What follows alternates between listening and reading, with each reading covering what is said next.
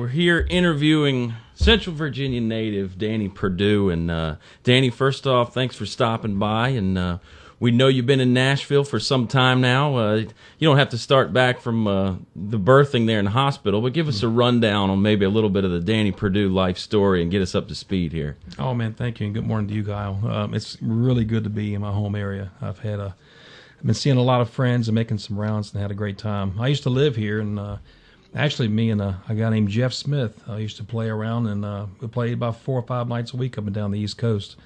We traveled in a 1979 Ford Econoline van, and then one day we had a sound company and a lot of good friends that worked with us on that.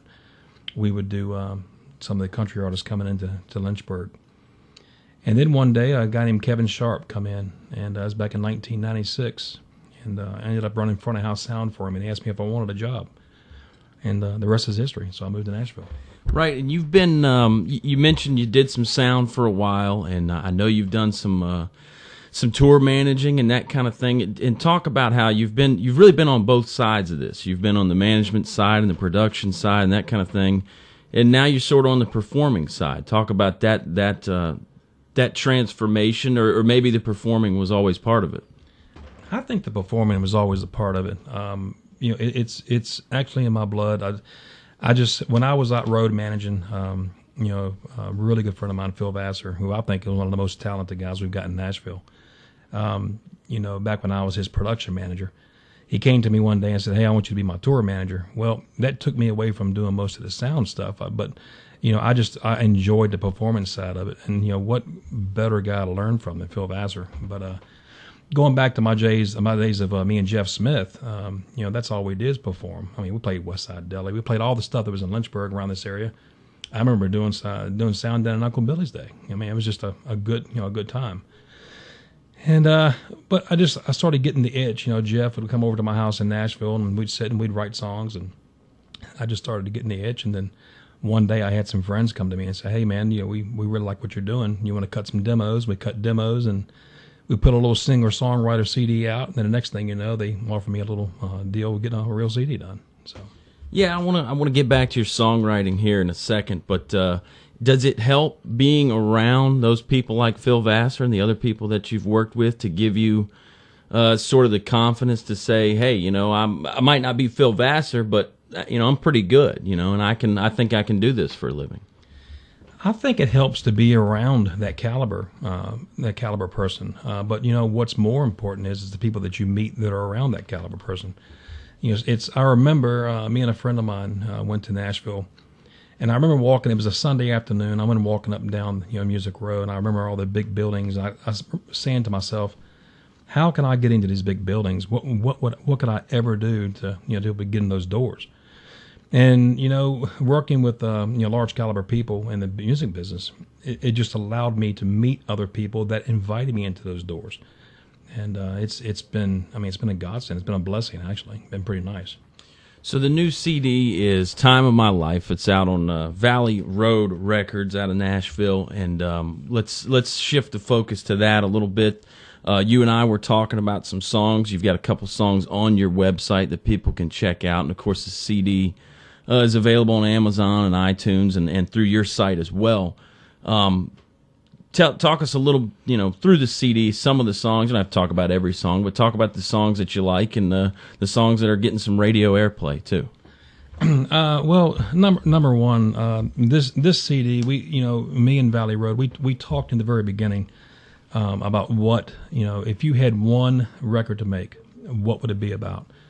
And I've considered myself being in some pretty lucky places of my life, and these songs are all true stories. Everything on the record is from a circumstance of my life, and that's why I wanted to call it Time of My Life. It's you'll have to get the record, and there's liner notes that sets the song up, explains where I was in Albuquerque or wherever I was in the United States that would provoke such a song like this. But it's pretty neat. The songs that they're playing on radio right now, Crazy in Love is doing real well on internet radio. We really won't start really hardcore promotions until next year after the holidays. But out in LA and those places, time of my life is starting to pick up on some of the urban stations. So what I'm finding out is that this music is going across all the genres, and it's kind of reaching out to everybody. It's a very relatable CD.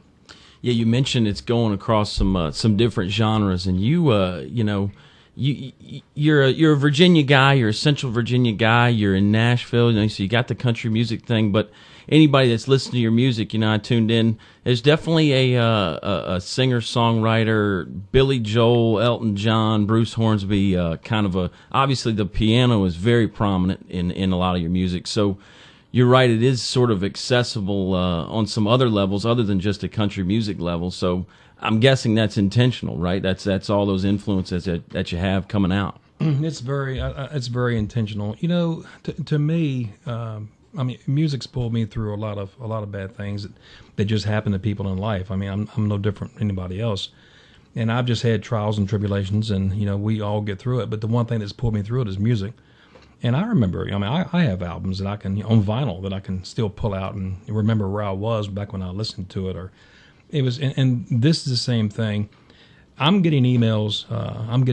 From people that, honestly, that were going to commit suicide, and they said, I see a whole different light now, and those mean the most to me when you can sit there and actually change someone's life. But I'm not saying that we're all in dark places. I'm just saying it's something good to listen to, and maybe you take something from it.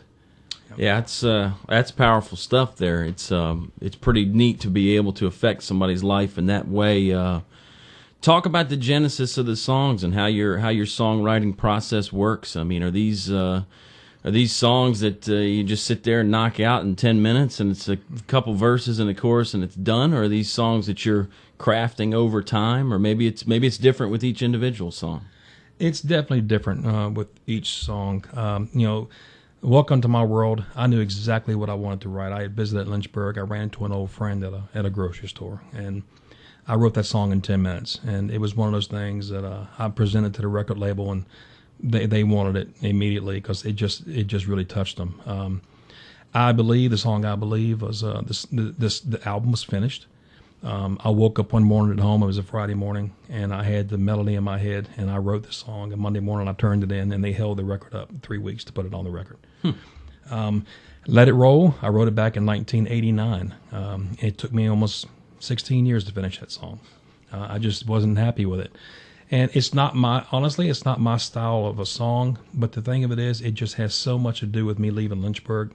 And I think anyone, I'm almost 50 years old. I'm not ashamed to say that. But anybody who thinks they're too old to shoot for their dreams, I just don't believe that, we can't still do that. And if there's something that you want to do in life, do it. The only person who's holding you back is yourself. And that's why I kept the record. I fought for that song to be on the record, and I'm glad it made it.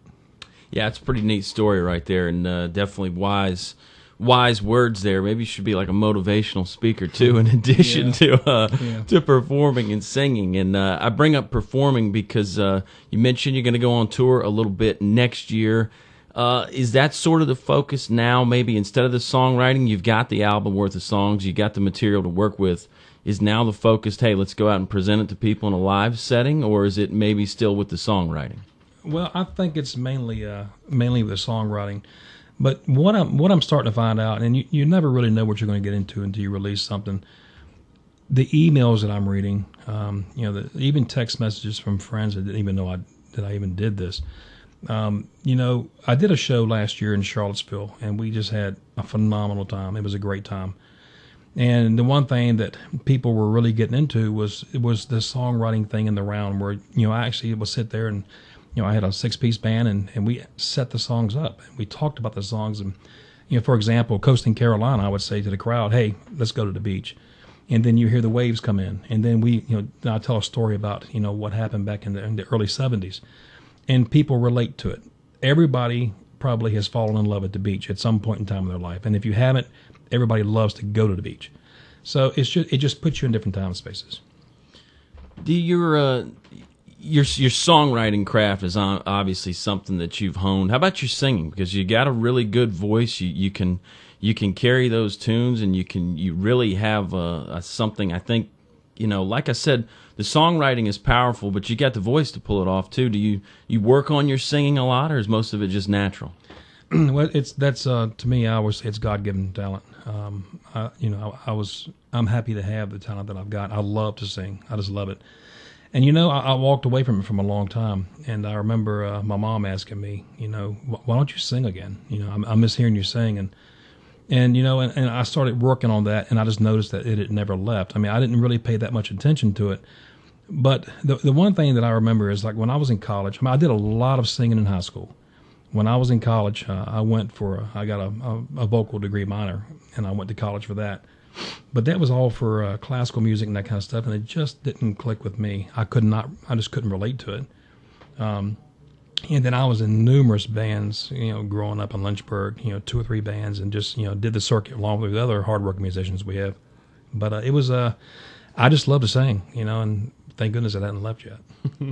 No, it hasn't left yet. Let's shift the gears again here with Danny Perdieu. Outside of music, tell us about Danny Perdieu. About what do you do to relax? What do you do for fun? What do you do for not fun? You got to do yard work around the house. Tell us about what's going on in Danny's life. Well, I honestly, since I have left Lynchburg, I have not had any time down. I got the honor to work with some of the greats in Nashville.